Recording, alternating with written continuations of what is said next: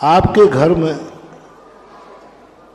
गंदोदक लेके आप जाना और घर में एक छोटा सा आला बना देना, उस आले में गंदोदक रखना है। और जब भी तुम्हारे घर में कोई रिश्तेदार आवे तो आप चाय पानी से स्वागत करते हैं, करें, उसका स्वागत उसके पहले गंदोदक से हो। कैसे होगा वो तो मान लो बाहर यात्रा से आप उसमें रखिए, उसमें छोटी चम्मच डाल दीजिए और जा करके गंदोदक उसके माथे पे, गंदोदक चम्मच से लेकर के, या ऐसी वो बना लो झाड़ी जैसी छोटी, और सीधा उसके माथे पे डाल दो। वो कहे मेरे हाथ अशुद्ध हैं, बोले माथे पे डाल दे रहा हूँ, मेरे घर में आएगा तो उसका गंदोदक से स्वागत होगा। कल्पना करो महानुभाव, आप थोड़ी सी कल्पना करो, जो रिश्तेदार तुम्हारे घर में आया उसको जाते गंदोदक से स्वागत हुआ, उसका कितना भला होगा। क्या चीज मिली जाते ही, और तुमने जाते ही क्या दिया, बोलो कितनी अनमोल चीज, और क्या तुम्हारा संबंध होगा, क्या अतिशय होगा, मैं कल्पना नहीं कर सकता हूं। आगे जाकर तुम कुलभूषण, देशभूषण, राम लक्ष्मण जैसे भाई बनोगे। राम लक्ष्मण का प्रेम ऐसा अतुल क्यों था, यही था, वो रिश्तेदार तुम्हारा ऐसा बनेगा। दूसरी बात यह है कि छिपी टोला के अंदर हर घर में कोई भी मेहमान आए उसका स्वागत गंदोदक से हो। इसके लिए हाथ नहीं उठवाऊंगा, भावना करूंगा। तीसरे के लिए है, थोड़ा कठिन है, लेकिन अब आ गया तो कहूंगा तो सही, नहीं तो फिर मुझे गैस बनेगी, और गलत हो तो बोल देना। छिपी टोला में किसी की बारात आवे, बारात का स्वागत तुम स्प्रे से करते हो, बहुत सारी, क्यों न बारात का स्वागत गंदोदक से किया जाए।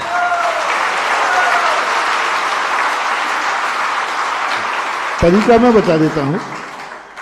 सुबह से आप गंदोदक को प्राशुक पानी से बनाना, प्राशुक से ही बनता है, तो बड़ा सा भर के रख लेना, उसमें एक चम्मच डाल देना, एक पत्ता डाल देना, उसको लेकर के उनके माथे पे छिड़क देना, गंदोदक है ये बताते जाना, नहीं तो वो समझे स्प्रे कर रहा है। गंदोदक, हमारे यहाँ महाराज जी आए थे, हमारे छिपी टोला में बारात आती है, उसका स्वागत हम गंदोदक से करते हैं। जबलपुर में लगभग 100-150 लोगों ने ये नियम लिए थे जब वहां कहा था। अब महाराज रात में बारात आए तो कहीं से यदि बारात चलती है और रात हो जाती तो आप इस रास्ते में जाके भोजन देते हो कि नहीं? क्यों ना रात हो जाए तो एक व्यक्ति गाड़ी उठाए, जहां दिन अस्त हो उसके पहले जाके रास्ते में गंदोदक दे देवे, होती है वो व्यवस्था। तो चलो फिर भी यदि रात में आई तो गंदोदक मत देना, उसको सुबह जाके कहीं पेड़ पौधे में विसर्जन। लेकिन बारात यदि है तो गंदोदक। ये 3 कारण हम जैनियों के हर घर में देखना चाहते हैं। पहला तो मस्ट ही मस्ट है, घर की महिलाओं को गंदोदक कौन सा मिलेगा? आप मान जाओ, नहीं तो कल मैं महिलाओं की मीटिंग करके आपकी आज इज्जत रख रहा हूं, नहीं तो मैं उतार के भी जानता हूं। हाँ, तुम कहा महाराज जी क्या कर लोगे आप? मेरे से मत भिड़ना, मैं क्या कर लेता हूं। एक छोकरे ने मुझे चुनौती दी, हाँ कह रहे तो महाराज। माने कहा बेटा मैं तो तेरे हाथ का गंदोदक लूंगा, भोजन नहीं करूंगा। तो माँ मैं तो नहीं जाऊंगा गंदोदक लेने, तो कल मरे तो आज मर जा। माँ घबरा गई, वो मेरी बातों में तो आ गई और नियम ले लिया। अब वो माँ कहती है, वो बेटे ने कह दिया मर जाए, माँ तू मरे तो मर जा, मैं अब इसे करने नहीं जाऊंगा। माँ आ गई, बेटा महाराज जी बेटे ने तो ये कह दिया। और अब मैंने भी कह दिया जब तक तू गंधोदक नहीं लाएगा मैं अन्न जल ग्रहण नहीं करूंगी। और महाराज जी बेटा बहुत जल्दी अब तो मैं मरूंगी। मैंने कहा नहीं मरूंगी, चिंता मत करना। मैंने कहा तुम्हारे नाम से जायदाद कुछ है कि नहीं? बोले महाराज जी मकान मेरी नाम है और दुकान भी मेरे नाम है। उसने बहुत संपत्ति गिना दी। मैंने कहा बस अब हो जाएगा काम। यथार्थ घटना, मैंने वकील बुलवाया, स्टाम्प होता है ना, स्टाम्प बुलाया और लिखो इस पे कि मैं अपनी वसीयत उसी को दूंगी जो बेटा मुझे प्रतिदिन गंधोदक ला के देगा। आजकल के बेटा पढ़े लिखे, मैंने कहा साझी साझी नहीं देगा, ये तो धमकी है। और पूरी लिखवा करके, और मैंने कहा ओरिजिनल यही रख जाना, फोटो कॉपी लेना, फाड़ देगा तो बेटा क्या बात है। मैंने तो उसी कह दिया बेटा मेरे मकान मेरी दुकान सब मैंने लिख दी है, जो मुझे गंधोदक देगा हम उसी को वसीयत लिखेंगे। कल प्रवचन सभा में ये घोषणा होगी। तू तो देगा ही नहीं बेटा, तूने तो नियम ही ले लिया, तू तो देगा ही नहीं। इसलिए क्योंकि माँ जाके चुपचाप बैठ गई। बोले माँ आजकल तो कुछ भी नहीं बोल रही है। बोले बेटा कोई बात नहीं, तेरे समय नहीं है, फुर्सत नहीं है, पर मैंने इंतजाम कर लिया। तो माँ मैं तो अकेले ही बेटा हूँ, कौन सा बेटा आ गया? नहीं नहीं, महाराज के बाद बहुत सारे बेटे मिलते हैं, उनके यहाँ मॉल है मॉल। माँ ये क्या कर रही है आप? ये बेटा देख ले, पढ़ ले, फाड़ मत देना, ओरिजिनल कॉपी वहीं रखी है। उसने पढ़ा, ये तो वकील की भाषा है। माँ ये तो साची साची हो गई।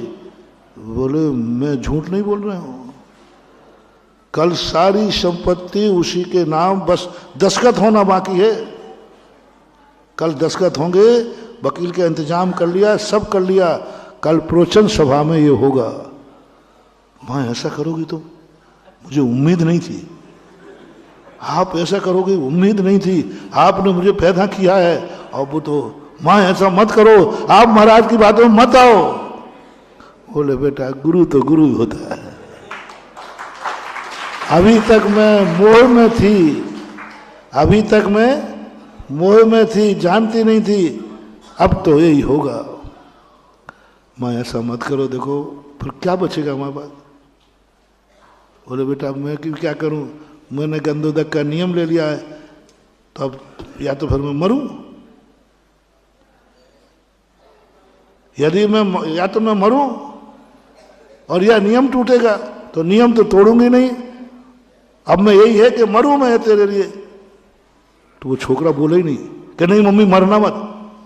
क्यों रे, तू क्या चाह रहा है इसका अर्थ? मरूंगी नहीं बेटा अब मैं। क्यों मरूं? खूब समझा, रात में खूब वो सोया ही नहीं छोकरा। फिर मम्मी ऐसा मत करो, बोले ये तो होगा। सुबह निगरानी में था, मैं भी रात भर जगता रहा, केस तो अपनी था।